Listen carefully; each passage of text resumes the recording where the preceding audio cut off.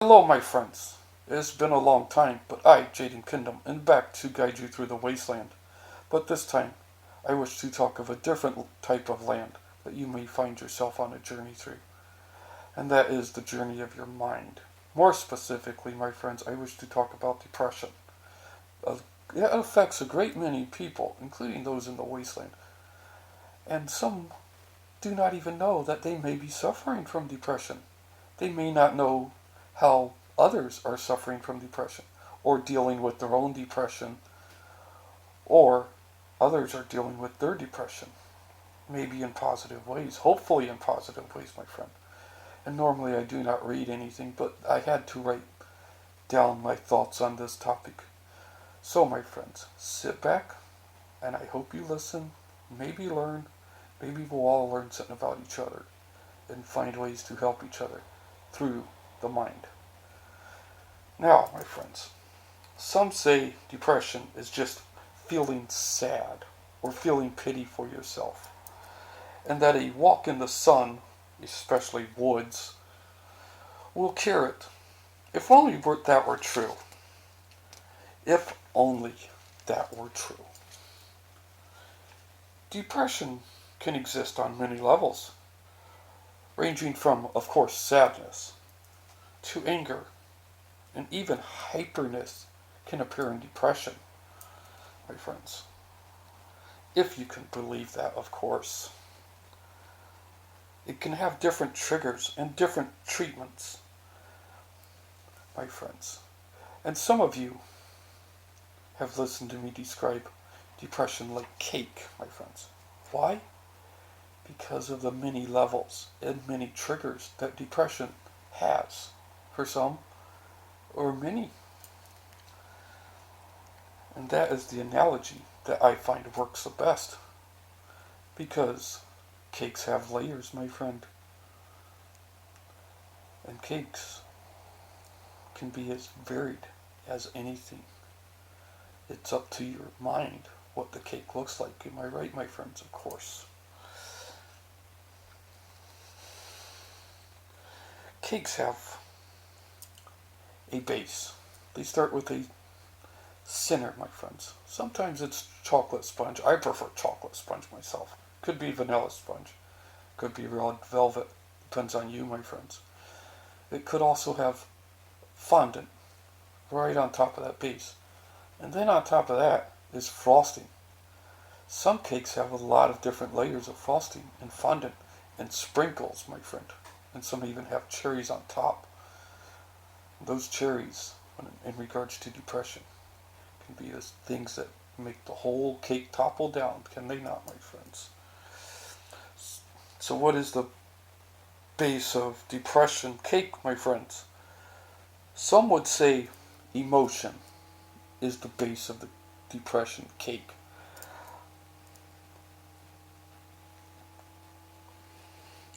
Well, my friends, that's kind of true. But it is the brain that is the base. The brain uses emotions and our thoughts to dictate what our actions will be. And in a depressive state of mind, the brain is flummoxed. It does not understand which emotion to fully use to help you get better, my friends. It just gets overloaded, as some would say. Overloaded with frosting, my friends.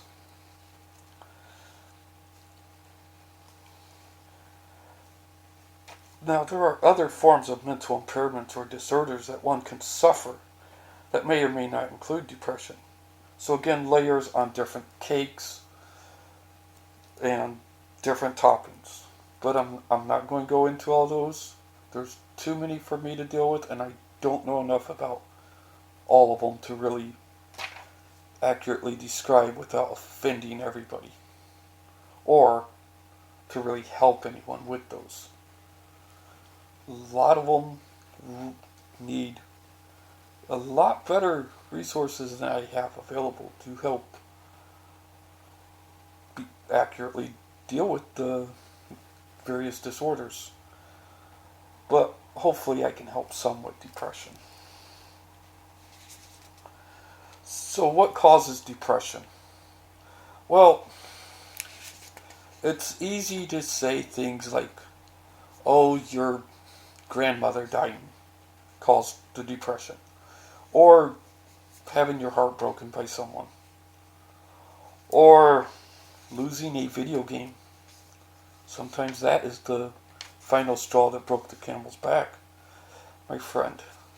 Well, that doesn't actually cause depression, because depression is a chemical imbalance in the brain. Clinical depression, anyways. So, what are those? Those are triggers, my friend.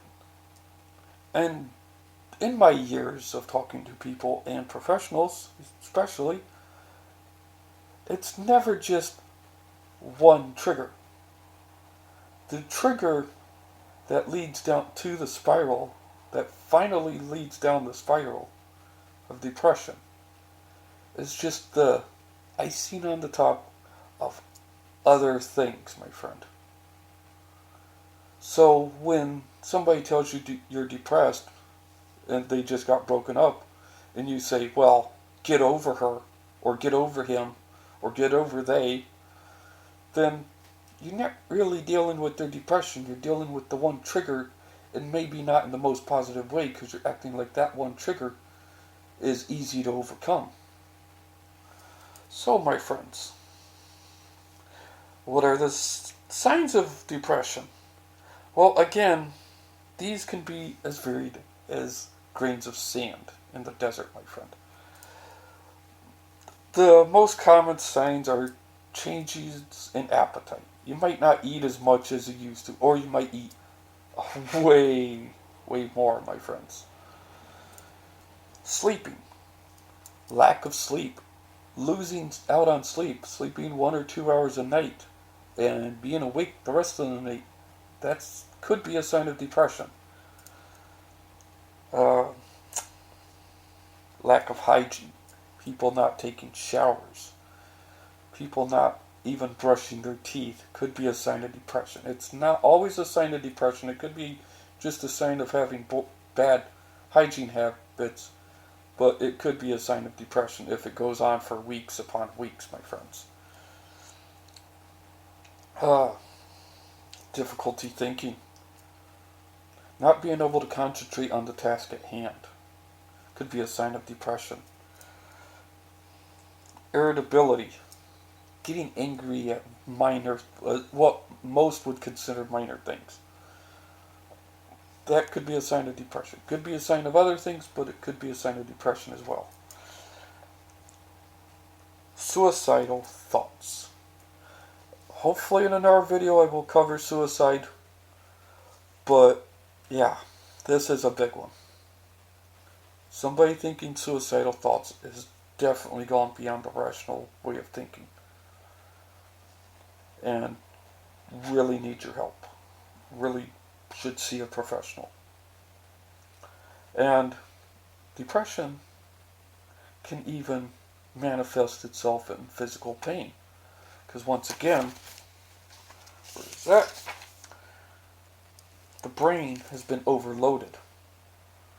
So the brain does not know what to do. So it could see the sadness as something physically wrong. That's not to say you're a hypochondriac or you just make up stuff about yourself.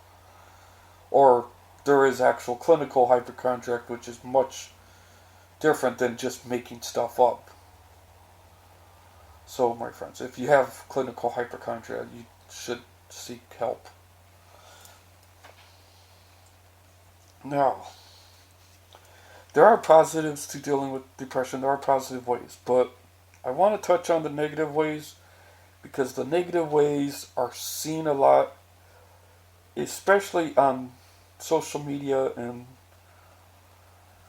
even just some of your friends and relatives can be very bad when dealing with your depression, or when dealing with others' depression.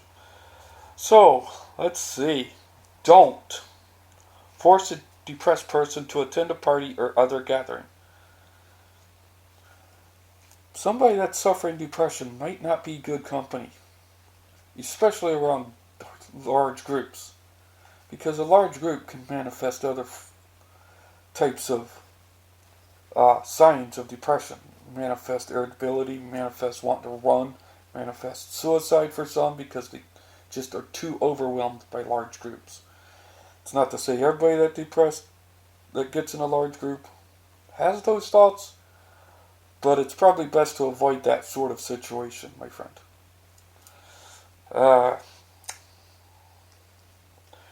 If you want to hang out with your depressed friends, just go hang out with them. You don't have to talk about their depression. Just play video games or talk about women or men or talk about movies. Watch a movie. Heck, you don't even have to watch a comedy because the whole thing of, oh, comedy will cure depression doesn't help. So, watch a horror movie.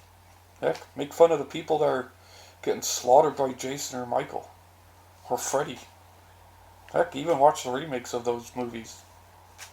Can't hurt. You might laugh at how dumb some of them are. Okay, let's see. One of the other negative things, don't encourage the self-destruction. If you really care about your friend that's depressed, don't encourage them to think about suicide. Don't encourage them to harm themselves. There are people that do this.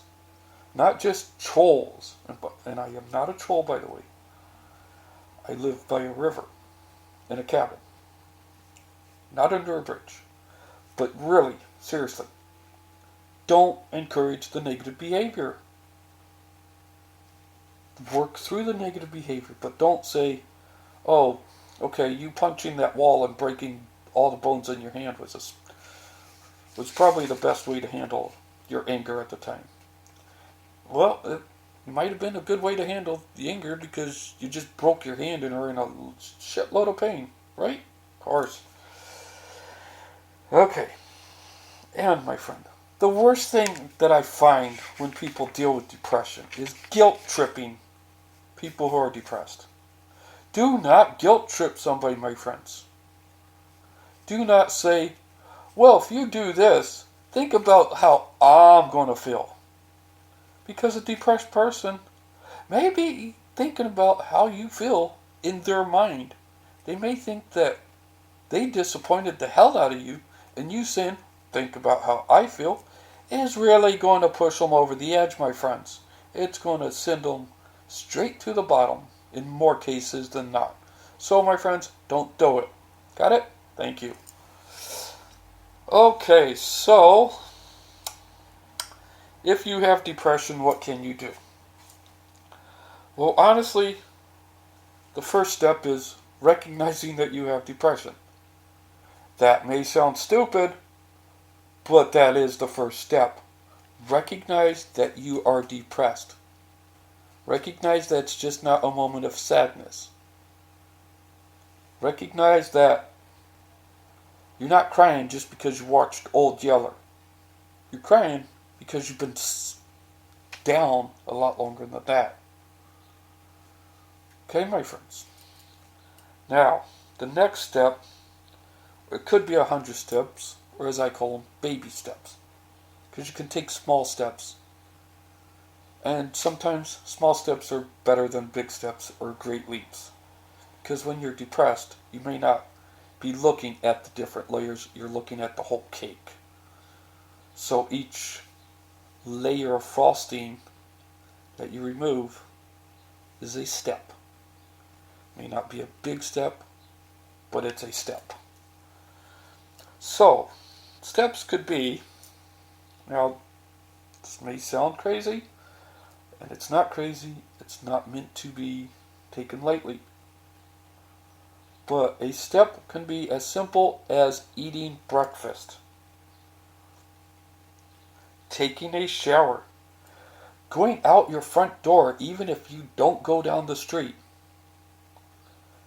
If you've been long-term depressed, you probably have signs of cabin fever and you don't want to get out, but you kind of want to get out. But, my friends, just opening the door can be a step. in the right direction. It's a step up, not a step down.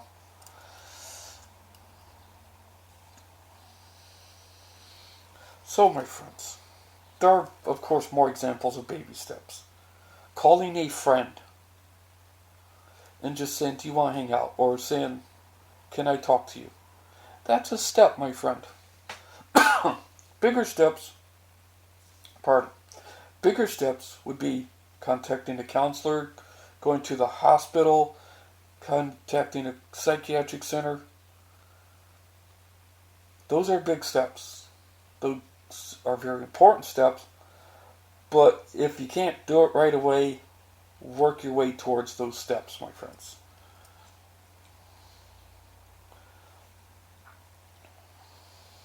So, as a loved one, what can you do to help? Reach out to those you know have repeating bouts. Pardon. Especially during certain times of the year. You just got past your Christmas time, and lots of people get really depressed by then. And if you know somebody that continually gets depressed, reach out to them. The worst they can say is, I don't want to talk. So, my friend, excuse me. So, as a friend or as a loved one, what can you do to help again? Reach out. Talk to them. You don't have to talk about the depression, but talk to them. And my friends, I will see you in another video if you like this one. Okay? Be well, my friends. And peace.